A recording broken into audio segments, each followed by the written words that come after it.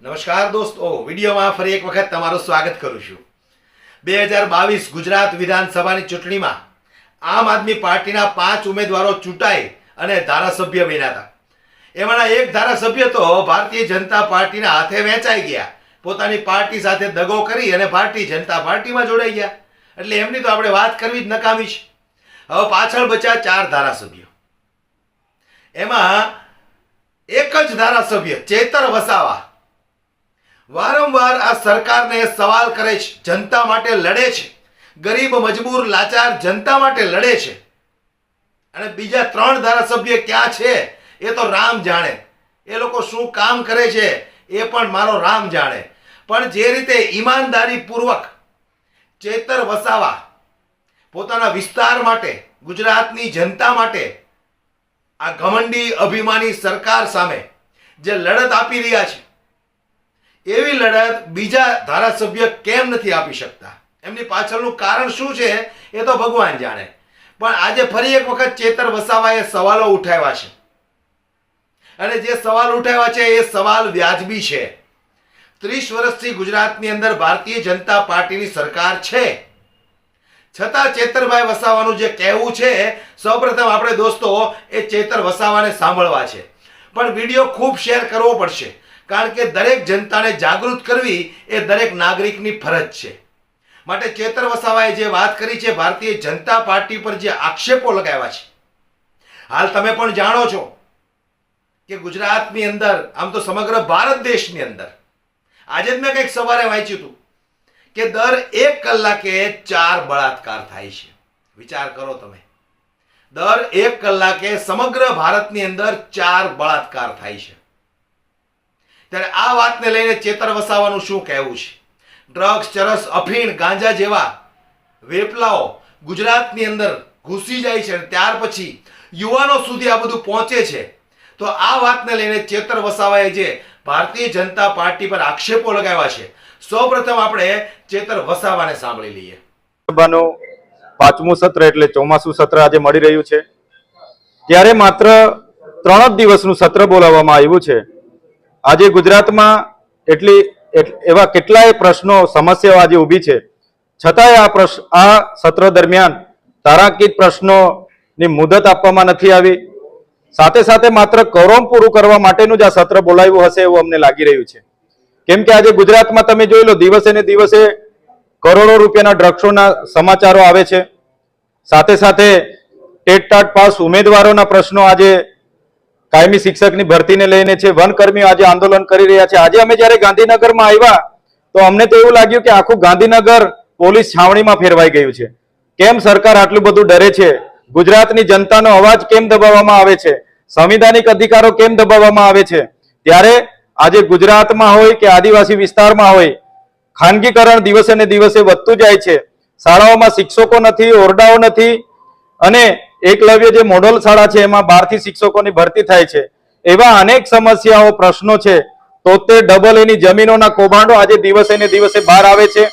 એવી રીતના એસટીના જાતિના પ્રમાણપત્રની બાબત હોય, સિંચાઈની બાબત હોય, કે દિવસે ને દિવસે ગુજરાતમાં મહિલા પર થતા અત્યાચારોની બાબત હોય, અમારે દરેક બાબતોને લઈને આજે રજૂઆતો કરવાની હતી, પ્રશ્નો પૂછવાના હતા, છતાંય ટૂંકી મુદતની વિધાનસભાનું સત્ર બોલાવીને આ માત્ર અમારી સાથે, વિપક્ષની સાથે અન્યાય નથી, પણ ગુજરાતની સમગ્ર જનતા સાથેનો અન્યાય છે એવું આજે અમે લાગી રહ્યું છે। માત્ર ને માત્ર આજનું જે સત્ર છે, ચોમાસું સત્ર, માત્ર કોરમ પૂરું કરવા માટે જ સરકારે બોલાવ્યું છે એવું અમે માની રહ્યા છીએ।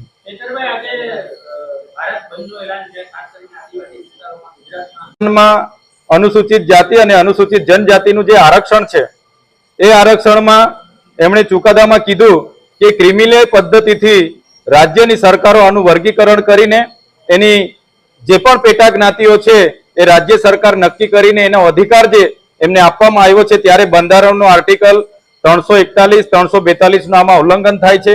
એ આર્ટિકલ મુજબ જે આરક્ષણ છે એમાં વધારો કે ઘટાડો કરવાનો હોય એનો અધિકાર માત્ર ને માત્ર રાષ્ટ્રપતિ અને સંસદને છે, છતાં રાજ્ય સરકારને આ અધિકાર આપવામાં આવ્યો છે એવો ચુકાદો એમણે આપ્યો છે। ત્યારે રાજ્ય સરકારો ચોક્કસ જ્ઞાતિઓ, પેટા જ્ઞાતિઓને પોતાની તરફ ખેંચવા માટે અમુક વેમનસ્ય ઊભું કરશે અને અંદર વર્ગ વિગ્રહ થશે ત્યારે આ ભારત બંધના એલાનને લઈને અમે પણ બધાએ સામાજિક અને રાજકીય આગેવાનોએ સંગઠનો એક બેઠક યોજી. બેઠકની ચર્ચા બાદ અમે પણ આ ભારત બંધના એલાનનું સમર્થન કર્યું.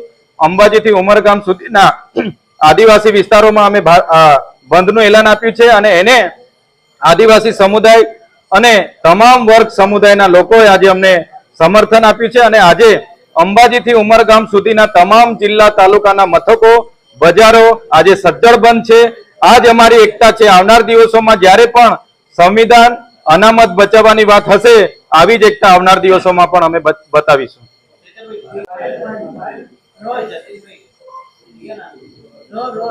नामदार देश की उच्च न्याय प्रणाली का सुप्रीम कोर्ट के चीफ जस्टिस चंद्रचूड़ और उनकी 7 जजों की बेंच ने 1 अगस्त 2024 को जो क्रीमिलेयर पद्धति से राज्य सरकार को प्रावधान दिया है कि राज्य सरकार चाहे तो वो वर्गीकरण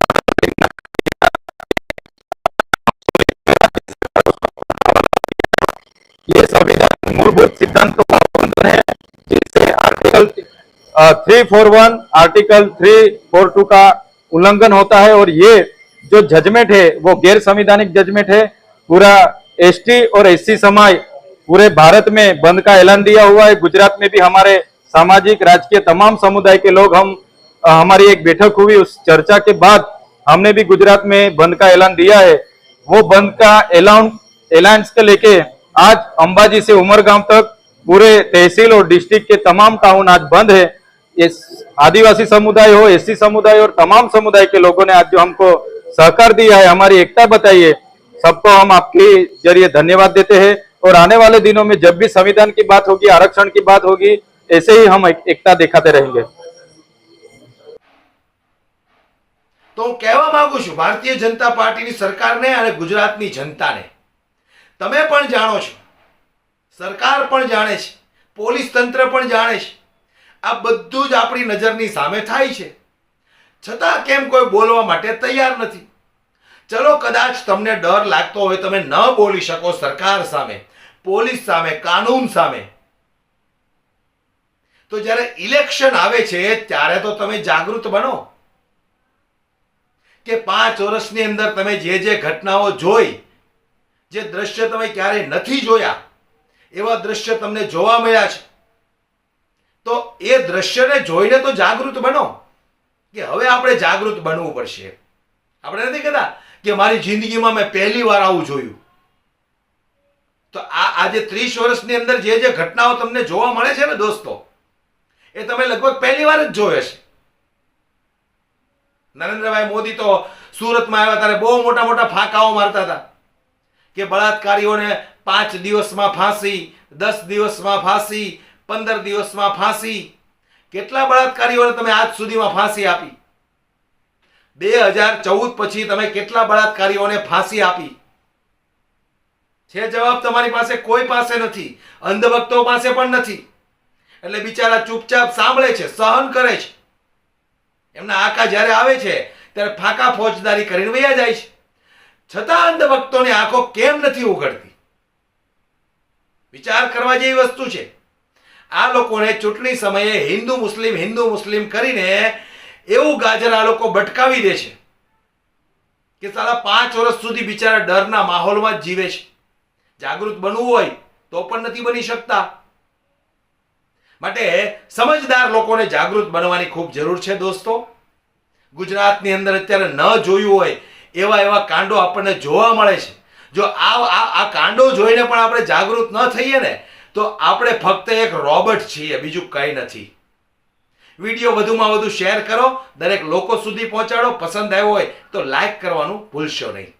નમસ્કાર.